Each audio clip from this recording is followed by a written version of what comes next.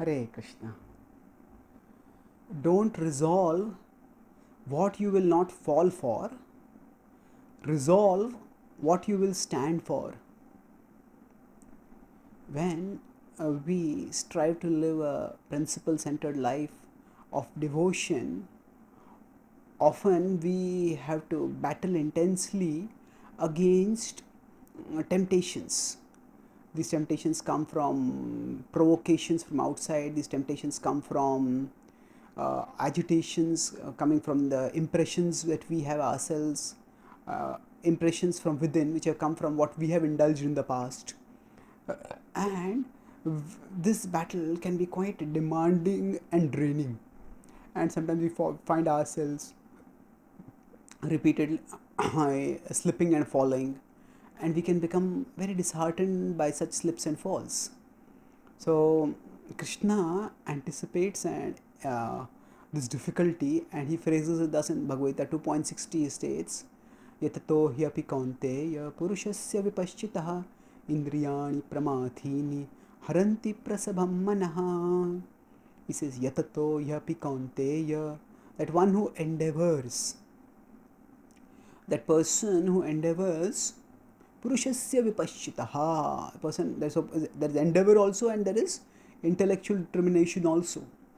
But still, indriyani pramathini, the senses are so powerful, haranti prasabham manaha, they drag away the mind.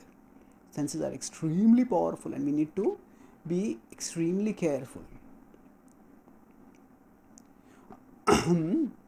So now, when we Krishna says that the senses can really drag us away, but the next verse, what does he say? He says, focus on me.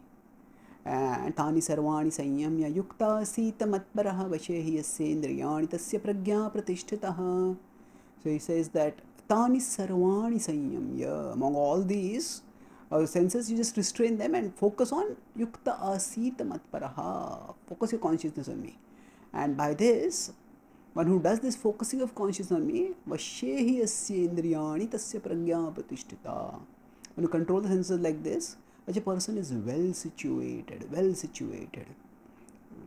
And then again Krishna in the next verse 2.62 says that when we don't do this, dhyayato vishayan pumsa sangasteshu pajayate sangat sanjayate kama kamat krodabhyate. He gives in 2.62 and 63, he gives a sequence by which we fall for the lower temptations.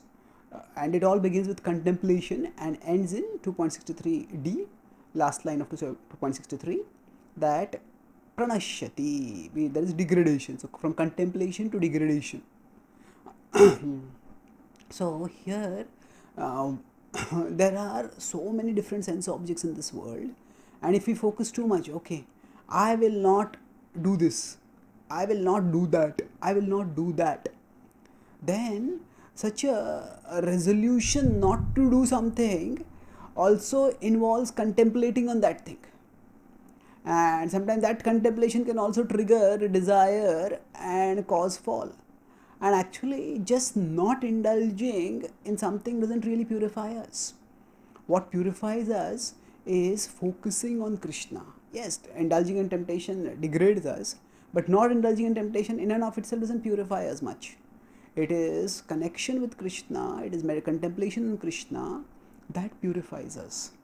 And to become purified thus, to move onwards towards Krishna, we need to focus on Him steadily.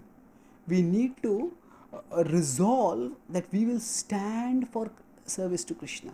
We will stand for the principle of devotion to Krishna. So if we focus on what we stand for rather than what we will not fall for, so then what happens is even if we decide I will not fall for this or that, some other temptation may come up and that may knock us down. But if we focus on Krishna and we keep ourselves purposefully engaged in serving Him, then no matter what happens, we can move onwards in our journey towards Krishna. We can get purified by that contemplation and that connection, and thus we can move onwards and we can attain Krishna. So, if we resolve, what are we going to stand for? We're going to stand for the principle of devotion, and we are aspiring for pure devotion. That focus on what we stand for will purify, empower, and uplift us. And then, if you're standing for Krishna firmly, then we will not fall for other things. But if we just focus on what we will not fall for, then that negative contemplation on those objects themselves may trigger desire. There will be no substantial purification by that negative focus.